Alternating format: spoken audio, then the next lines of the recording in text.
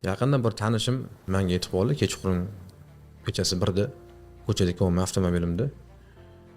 Xodim to'xtatdi. Mani shaxsim to'qilish so'radi. Voqea joyida o'sha yerda o'zida xolislar ishtirokida video kamera asosida tintuv qilindi. Shu to'g'rimi? Yonidan hech narsa chiqmagan. Shubhalanib tintuv qilingandi. Tintuv qilish tartibi bor. O'sha tartibga ko'ra albatta tintuv qilinayotgan shaxsni oldida xolis bo'lish kerak va o'sha tintuv qilish jarayoni kameraga tasvirga olinishi kerak bo'ladi. O'shanda bu narsa qonuniy bo'ladi. Tintuv qilingandan keyin olingan har bir narsa bayonnomada aks ettirilishi kerak bo'ladi. Nima olingan bo'lsa. O'sha xolislik va video tasvirga olinganligi va bayonnoma asosida o'tkazilganligi bu qonuniy bo'ladi. Undan boshqa holatda masalan, uchastka o'zidan o'zi uyga kirib borayotganmiz, uchastka o'zidan o'zi "Yaxkasan" deb "Cho'nchiga nima bor?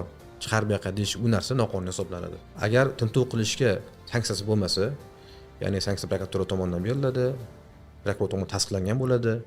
Prokuror tomonidan tasdiqlangan sanksiya bo'lmasa, u holatda o'sha fuqaro kim bo'lishidan qat'iy nazar xodimlar uyga qo'ymaslik haqqi bor. Shuni unutmangki, sizning huquqlaringiz himoyasi o'z qo'lingizda.